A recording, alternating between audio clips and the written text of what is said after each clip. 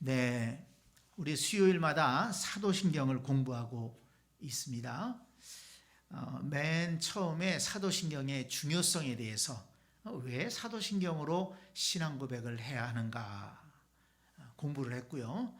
그 다음에는 내가 믿사오며, 이 믿는다는 것이 어떤 의미가 있느냐, 그것이 왜 중요한가, 내가 믿사오며, 이것을 공부했고요.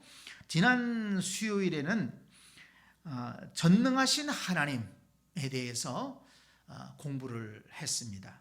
오늘은 하나님 아버지를 내가 믿사오며, 이 부분을 공부하면서 은혜를 나누려고 합니다. 사도신경의 맨 첫 줄을 다시 한번 우리 기억해 보면 좋겠습니다. 전능하사 천지를 만드신 하나님 아버지를 내가 믿사오며, 이 한 줄의 고백을 지금 몇 주에 걸쳐서 공부를 하는 겁니다. 이 사도신경의 맨 첫 줄, 전능하사 천지를 만드신 하나님 아버지를 내가 믿사오며, 이 고백은 우리가 믿는 하나님은 어떤 하나님이신가, 하나님의 존재에 대한 질문에 대한 답입니다. 하나님은 어떤 분이시냐, 이 부분에 대해서 우리가 공부를 하는 건데요. 지난주 수요일에는 전능하신 하나님이시다, 그 전능하신 하나님이 천지를 만드셨다, 우리는 그 하나님을 믿는다는 것입니다. 하나님은 전능하신 하나님, 모든 것을 하시는 하나님이시기 때문에 이 우주 만물을 창조하셨습니다. 빛이 있으라 말씀하니까 빛이 생겼습니다. 또 궁창이 있으라고 그러니까 하늘이 생겼습니다. 천하의 물이 한 곳으로 모여라 그러니까 육지와 바다가 구분되었습니다. 그리고 바다에는 물고기와 생물들이 살게 하시고, 만들어 살게 하시고, 또 육지에는 식물과 동물들을 만들어서 살게 하셨습니다. 하늘에는 해와 달과 별을 만드셨습니다. 그리고 마지막 날에는 하나님의 형상으로, 하나님을 닮은 존재로 인간을 만드셨습니다. 그리고 인간에게 이 자연을 다스리라, 이렇게 말씀하셨죠.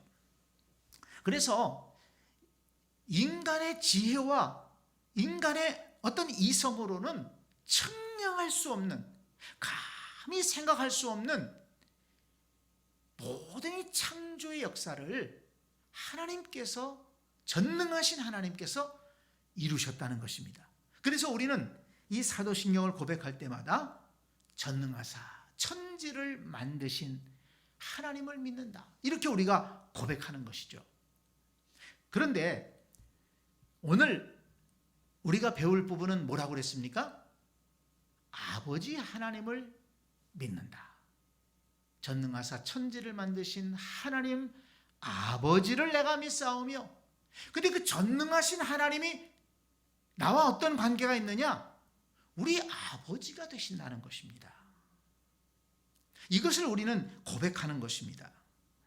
아버지 하게 되면 사실은 굉장히 인간적인 단어죠.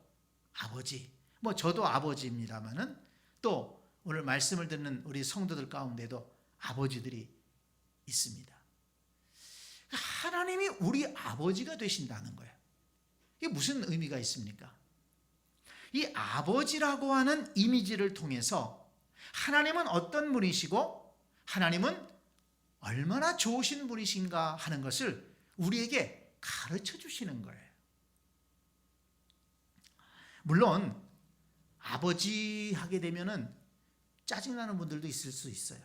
왜냐하면 자기 아버지가 너무 무능하고 또 못되게 굴고 소리 지르고, 그래서 아버지라고 하면 치를 떨 사람들이 있어요. 그렇지만 여기서 말하는 아버지는 그렇게 왜곡되고 변질된 잘못된 아버지의 모습이 아니라 하나님께서 아버지라는 존재를 이 땅에 만드실 때 하나님이 디자인하는 것이 있지 않습니까? 본래적인 아버지의 모습. 그 아버지를 말하는 것이죠. 그래서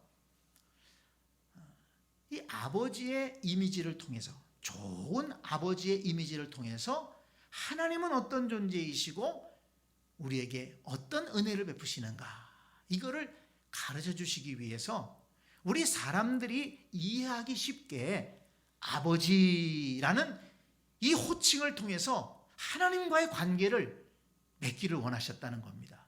전능하신 하나님, 그러면 너무 멀잖아요. 우리는 피조물이고 우리는 시공간의 제약을 받고 참 한없이 연약한 존재인데 전능하신 하나님과 우리 사이는 너무 갭이 큰 거예요. 근데 그 전능하신 하나님이 우리와 가까운 존재다, 그걸 우리에게 가르쳐 주시기 위해서 하나님 아버지라는 이미지를 이렇게 사용한 것으로 이해할 수가 있습니다. 자, 그러면 하나님 아버지라고 할 때 그 하나님 아버지는 어떤 분이실까? 그것을 가장 잘 보여주는 말씀 가운데 하나가 여기 누가복음 15장에 나오는 소위 탕자의 비유라고 할 수가 있습니다.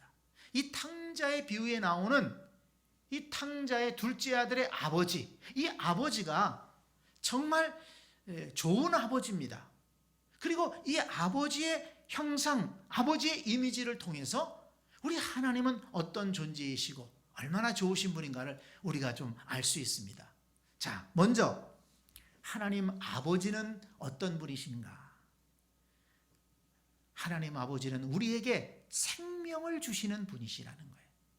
우리가 아버지께로부터 생명을 받는다는 것입니다. 여기 11절 말씀에 보니까 어떤 사람에게 두 아들이 있는데 그랬어요. 어떤 사람에게 두 아들이 있다. 그 어떤 사람은 두 아들의 아버지입니다. 그 어떤 사람, 이름도 나와 있질 않는데 그 아버지는 그 두 아들과 어떻게 해서 관계가 맺어진 거죠? 그 아버지가 두 아들에게 생명을 준 것입니다. 두 아들은 아버지께로부터 생명을 받았기 때문에 아들로서 존재하는 것이죠. 그러니까 아버지와 자녀는 생명을 주고 생명을 받는 존재라는 것입니다. 하나님과 우리와의 관계도 마찬가지입니다. 하나님이 우리의 아버지가 되신다라고 할 때 가장 중요한 의미가 무엇입니까? 하나님께서 우리에게 생명을 주신 분이다 하는 겁니다. 물론 인간 아버지와 창조주 되시는 하나님 아버지와는 근본적으로 다르죠. 하나님은 생명을 창조하시는 분이시고 창조해서 우리에게 주시는 분이고, 인간 아버지는 생명의 전달자입니다. 그 차이는 있어요. 그렇지만 어쨌든 자녀들에게 생명을 전달해 준다는 면에서, 생명을 주는다는 의미에서는 같은 이미지가 있다는 것입니다. 그래서 우리는 하나님 아버지라고 할 때, 하나님께서 내게 생명을 주셨구나, 하나님이 내 생명의 주인이 되시는구나, 이 사실을 고백하는 것입니다. 창세기 2장 7절에 보면 하나님께서 우리 인간을 만들 때 어떻게 만드셨나요? 흙으로 사람을 지으신 다음에 그 코에 생기를 불어넣음으로 생명이 되었다, 온전한 사람이 되었다라고 말씀하고 있습니다. 하나님의 생기가 들어가니까 온전한 사람이 된 것입니다. 하나님께서 생명을 주신 거예요. 우리 인간은 하나님이 생명을 주셔서 존재하는 존재라는 것입니다. 이것을 인정하고 이 사실에 내게 생명 주신 하나님, 이 사실을 우리는 기억하고 항상 감사하는 존재가 되어야 한다는 것입니다. 이사야 64장 8절에 보니까 그러나 여호와여 이제 주는 우리의 아버지시니이다. 우리의 아버지시니이다. 우리는 진흙이요 주는 토기장이시니 우리는 다 주의 손으로 지으신 것이니이다. 여호와 하나님은 우리의 아버지십니다. 왜냐하면 하나님께서 우리를 지으시고 우리에게 생명을 주셨기 때문입니다. 이렇게 고백을 했습니다. 시편 36편 9절에도 진실로 생명의 원천이 주께 있사오니 주의 빛 안에서 우리가 빛을 보나이다 그랬습니다. 생명의 원천이 하나님께 있어요. 그래서 생명을 주신 분도 하나님이시요 생명을 거두어 가시는 분도 하나님이시라는 것입니다. 왜? 생명의 주인이 하나님이시기 때문에요. 그래서 사실은 하나님께서 살게 하신 만큼만 사는 거예요. 인간이란 존재는 태어나고 싶어서 태어난 사람도 없고 죽고 싶어서 죽는 사람도 없고 하나님께서 생명 주셔서 태어나게 하시고 생명을 거두어 가시면 갈 수밖에 없는 존재입니다. 그래서 우리가 하나님 아버지를 믿사오며 라고 할 때 생명의 주인이신 하나님을 나는 믿습니다. 내 생명의 주인이신 하나님, 그 하나님 앞에 내가 엎드려 고백하고 경배하는 것입니다. 자, 그 다음에 두 번째는 하나님 아버지라고 할 때에는 하나님은 우리의 공급자가 되어주신다는 것입니다. 우리의 보호자가 되어주시고 우리의 공급자가 되어주신다는 거예요. 자, 오늘 말씀에도 12절에 보니까 그 둘째가 아버지에게 말하되 아버지여 재산 중에서 내게 돌아올 분깃을 내게 주소서 하는지라 아버지가 그 살림을 각각 나누어 주었더니 라고 했어요. 이 둘째 아들 놈이 아버지한테 찾아가서 아버지 재산 좀 나눠주세요 그랬어요. 아니 자기가 뭘 했다고 어떻게 당당하게 아버지 재산 좀 나눠주세요 그렇게 얘기를 합니다. 아들이기 때문에 가능한 거예요. 아버지는 아들에게 필요한 것을 공급해주고 또 아들에게 자기 재산도 나누어주는 존재라는 것을 알 수가 있습니다. 그렇죠. 우리 인간 사회에서 아버지는 가정 살림을 책임지는 존재 아니었습니까? 이 수렵시대에는 아버지가 활을 들고 창을 들고 돌멩이를 들고 나가서 짐승들을 잡아다가 가족들을 먹여 살렸습니다. 농경시대가 되어서는 밭을 일구고 농사를 지어서 식구들을 먹여 살렸어요. 근현대에 들어와서 이제 이 공업시대, 상업시대가 되면서는 많은 아버지들이 회사에 나가서 공장에 나가서 어떤 일터에 나가서 열심히 일을 하고 땀을 흘려서 소득을 얻어다가 가족들을 먹여 살리고 또 재산을 모으기도 하고 또 나중에 자식들에게 그 재산을 물려주기도 하고 이런 우리 인간 사회의 모습이 있지 않습니까? 그런데 하나님 아버지께서도 자녀된 우리에게 그런 은혜를 베푸신다는 거예요.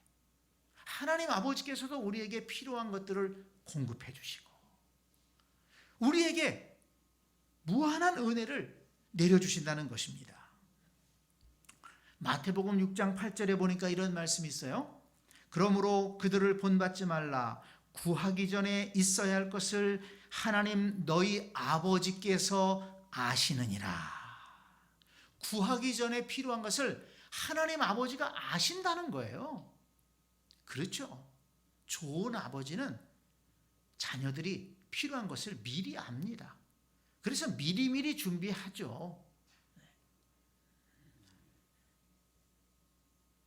마태복음 7장 11절에 보니까 공중에 새를 보라 심지도 않고 거두지도 않고 창고에 모아 들이지도 아니하되 너희 하늘 아버지께서 기르시나니 너희는 이것들보다 귀하지 아니하냐. 여기서도 하늘 아버지라는 표현을 썼어요. 참새가 농사도 안 짓고 그렇지만 잘 잘 먹고 살지 않느냐? 들의 백합화도 잘 예쁜 옷을 입고 살지 않느냐? 하물며 너희 하늘 아버지께서, 하늘 아버지, 하나님 아버지께서 너희들을 기르지 않으시겠느냐? 이렇게 말씀을 하셨습니다. 마태복음 10장 32절에 보니까 너희가 악한 자라도 좋은 것으로 자식에게 줄 알거든 하물며 하늘에 계신 너희 아버지께서 구하는 자에게 좋은 것으로 주시지 않겠느냐? 이렇게 말씀하셨어요. 여기서도 역시 하늘에 계신 아버지를 강조하고 있습니다. 악한 아버지도 자식에게는 사랑을 베풀 줄 아는데, 자식에게 필요한 것을 공급해 주는데, 하늘에 계신 너희 아버지는 얼마나 좋으신 분이시냐. 근데 그 하늘 아버지가 너희에게 필요한 것을 공급해 주지 않겠느냐. 그러니까 염려하지 말아라. 이렇게 말씀을 주신 것이죠. 야고보서 1장 17절에 보니까 온갖 좋은 은사와 온전한 선물이 다 위로부터 빛들의 아버지께로부터 내려오나니 라고 말씀했어요. 온갖 좋은 선물이, 은사와 선물이 하늘 아버지께로부터 내려온다. 그냥 하나님이라고 해도 될 것을 왜 아버지를 강조했을까요? 아버지라는 이미지를 통해서 책임지시는 하나님, 책임지시는 하나님, 돌보시는 하나님께서 좋은 은사와 또 하늘의 좋은 것으로 온전한 선물로 우리에게 채워주신다. 이것을 교훈해 주시는 것입니다. 마태복음 6장 30절에 보니까 또 이런 말씀이 있어요. 오늘 있다가 내일 아궁이에 던져지는 들풀도 하나님이 이렇게 입히시거든. 하물며 너희일까 보냐? 믿음이 작은 자들아. 이렇게 말씀하셨습니다. 자, 그래서 제자들이 예수님에게 기도를 가르쳐 달라고 그러죠. 우리에게도 기도를 좀 가르쳐 주세요. 그럴 때 예수님이 기도를 가르쳐 주십니다. 그러면서 맨 처음에 뭐라고 기도를 시작하라고 그랬습니까? 하늘에 계신 우리 아버지요. 하나님 이렇게 부르라고 안 그랬어요. 여호와여 이렇게 기도를 시작하라고 안 그랬어요. 그게 잘못됐다는 얘기는 아닙니다. 근데 예수님이 기도를 가르쳐 주시면서 하늘에 계신 우리 뭐라고요? 아버지요. 이렇게 기도를 시작하라는 거예요. 이게 어떤 비유로 생각하십니까? 우리 자녀들이 아버지에게 아버지 돈 좀 주세요. 오늘 학용품 사야 돼요. 아버지 옷 좀 사주세요. 아버지 뭐 좀 사주세요. 그렇게 자녀들이 얘기하는 것처럼 하나님 아버지께도 그런 마음으로 기도하라는 거예요. 왜? 하나님은 우리의 아버지가 되시니까, 우리의 공급자가 되시고 우리의 필요한 것을 채워주시는 분이시기 때문에 우리가 하나님 앞에 기도할 때 거창하게 그렇게 부르고 나갈 것이 아니고 아버지 좀 주세요. 아버지 좀 이것 좀 이렇게 해주세요. 당당하게 자녀의 권리를 가지고 하나님 아버지께 기도할 수 있다는 것입니다. 예수님이 그렇게 기도를 가르쳐 주신 겁니다. 자, 그렇다면 우리가 하나님을 아버지로 믿고 있다면, 하나님이 우리의 아버지가 되신다면 우리는 그 공급하시는 하나님, 우리의 삶을 책임지시는 하나님을 믿고 살아가면서 모든 염려와 걱정을 하나님께 맡겨버리고, 또 우리가 어떤 필요한 것이나 또 간구할 것이 있다면 하나님 아버지 부르면서 우리는 하나님 앞에 우리의 속에 있는 마음을 털어놓고 얘기도 하고, 또 우리가 필요한 것들을 하나님 앞에 요청하기도 하고 하나님의 도우심을 구할 수 있다는 것입니다.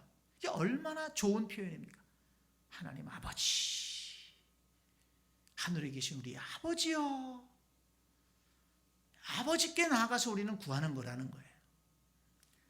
자, 그 다음에 마지막으로 한 가지, 세 번째, 하나님 아버지라고 할 때에는 하나님이 우리를 끝까지 책임져 주신다는 그런 말씀을 우리에게 주시는 겁니다.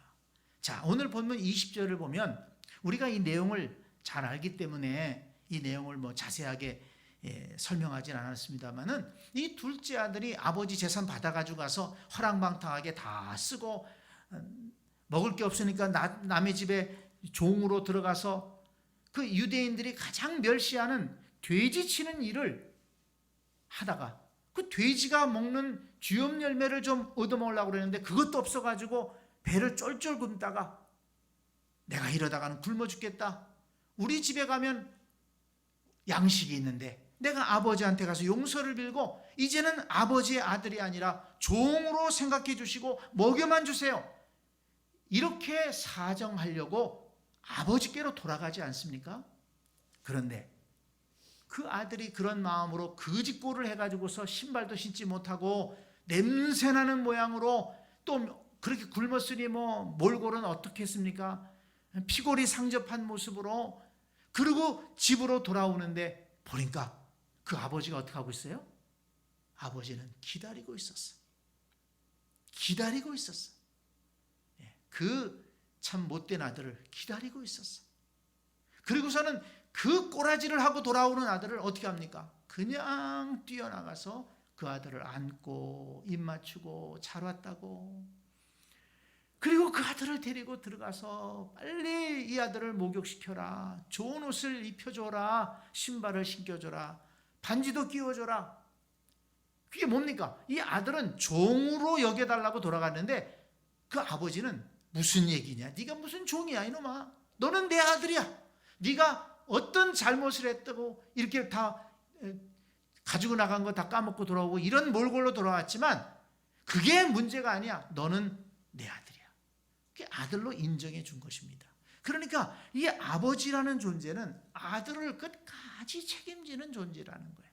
아들이 아무리 잘못해서 세상에서는 욕을 먹고 손가락질을 당할지라도 아버지에게는 아들인 거예요. 자식인 거예요. 그 자식을 어떻게 버립니까? 이런 이미지를 통해서 하나님은 어떤 분이신가를 우리에게 가르쳐 주는 것입니다. 하나님은 어떤 분이신가? 물론 하나님은 공의의 하나님이시죠. 심판하시고 또 죄를 지은 자에게 형벌하시는 하나님이시기도 하지만 자기 자녀들에게 하나님은 끝까지 사랑을 베푸시고 용서하시고 구원해 주시기를 기뻐하시는 하나님이시라는 사실을 우리에게 가르쳐 주시는 겁니다.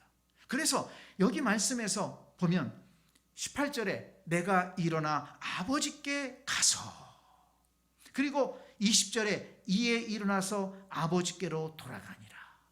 이게 중요한 말씀이에요. 아버지께로 돌아가니라. 이게 뭘 가르쳐 줍니까? 아버지께로 돌아오라는 거예요. 너희들도 이 아들처럼 그렇게 세상에서 무너지고 죄짓고 그렇게 형편없이 쓰러졌을지라도 아버지께로 돌아오라는 거예요. 돌아오면 하나님 아버지가 받아주시고 씻어주시고 아들의 지위를 주겠다는 것 아닙니까? 하나님이 그렇게 좋으신 하나님이시다. 끝까지 버리지 않고 끝까지 책임지시는 하나님이시다 라는 것을 이 아버지의 이미지를 통해서 우리에게 가르쳐 주시는 겁니다. 시편 103편 13절에 보니까 이렇게 말씀하고 있어요. 아버지가 자식을 긍휼히 여김같이 여호와께서는 자기를 경외하는 자를 긍휼히 여기시나니. 마태복음 7장 11절에서 너희가 악한 자라도 좋은 것으로 자식에게 줄 줄 알거든 하물며 하늘에 계신 너희 아버지께서 구하는 자에게 좋은 것으로 주시지 않겠느냐. 그래서 예수님도 마지막에 십자가에서 어떻게 기도하십니까? 그 예수님의 십자가에서의 기도를 한번 보세요.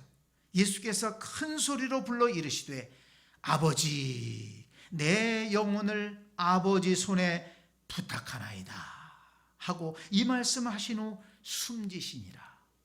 십자가에서 운명하시기 전에 아버지를 불렀어요. 하나님 아버지 내 영혼을 아버지 손에 부탁하나이다. 아버지를 불렀어요. 이게 뭡니까? 끝까지 책임지시는 하나님, 아버지 하나님이시라는 거예요. 베드로전서 1장 3절에 보니까 우리 주 예수 그리스도의 아버지 하나님을 찬송하리로다. 아버지 하나님을 찬송하리로다. 왜? 그의 많으신 긍휼대로 예수 그리스도를 죽은 자 가운데서 부활하게 하심으로 말미암아 우리를 거듭나게 하사 산 소망 있게 하시며 썩지 않고 더럽지 않고 쇠하지 아니하는 유업을 있게 하시나니 곧 너희를 위하여 하늘에 간직하신 것이라. 무슨 말씀입니까? 하나님 아버지께서 예수 그리스도를 부활하게 하신 것처럼 우리도 부활하게 하셔서 거듭나게 하시고 산 소망 있게 하셔서 썩지 않고 더럽지 않고 쇠하지 않는 하늘의 유업을, 하늘의 상급을 우리로 하여금 있게 하시겠다는 거예요. 끝까지 하나님의 자녀를 책임지시겠다는 말씀을 우리에게 보여주신 것입니다. 그래서 로마서의 말씀에 보니까 로마서 8장 30절에 또 미리 정하신 그들을 또한 부르시고 부르신 그들을 또한 의롭다 하시고 의롭다 하신 그들을 또한 영화롭게 하셨느니라. 이렇게 말씀했어요. 택하신 자들을 부르십니다. 부르는 데서 끝나는 게 아니에요. 나만 놓고 버리는 게 아닙니다. 부르신 그들을 의롭게 하시고 돌보신다는 거예요. 의롭게 하시고 나서 끝나는 게 아닙니다. 영화롭게 하신다. 이 영화롭게 하신다는 것은 하나님 나라에까지 이르게 하신다. 끝까지 책임지신다는 것을 말씀한 겁니다. 그래서 로마서 8장 35절에서는 누가 우리를 그리스도의 사랑에서 끊으리요? 바울은 그렇게 외쳤잖아요. 누가 우리를 그리스도의 사랑에서 끊으리요?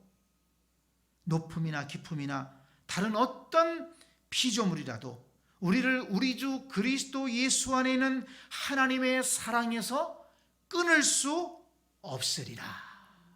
끊을 수 없으리라. 끝까지 하나님 아버지께서 책임지시기 때문에 그 어떤 존재도 우리를 하나님과 우리 사이를 끊을 수가 없다는 것입니다. 이것이 하나님 아버지의 사랑입니다. 자, 오늘 하나님 아버지에 대해서 공부를 했어요. 왜 하나님을 아버지라고 이렇게 표현했을까요? 하나님은 우리에게 생명을 주시는 분이십니다. 하나님은 우리의 필요를 공급해 주시고 우리를 보호해 주시는 분이십니다. 그리고 끝까지 책임지시는 분이시다. 뭐 그런 면에서 보면 인간 아버지하고는 비교가 안 되죠. 인간 아버지가 뭐 얼만큼 최선을 다한다고 그래서 하나님 아버지 뭐 근처나 가겠습니까? 인간 아버지가 어떻게 끝까지 책임을 져요? 예?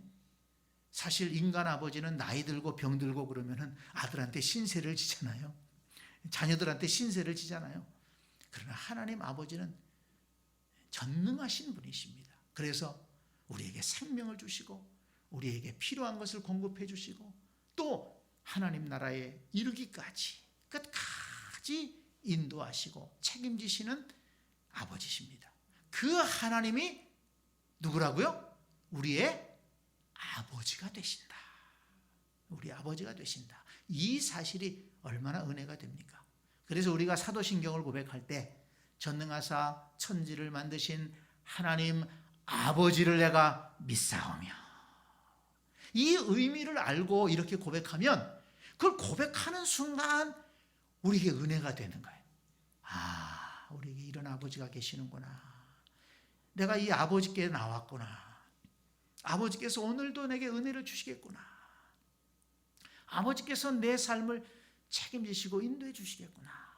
이런 깨달음이 밀려오면서 은혜가 되는 것입니다. 자, 앞으로 우리 사도신경을 고백할 때마다 전능하사 천지를 만드신 하나님 아버지를 내가 믿사오며 이렇게 고백하면서 아버지 하나님으로부터 임하는 그 은혜를 늘 받아 누리는 우리 모두가 될 수 있기를 간절히 축원합니다. 아멘.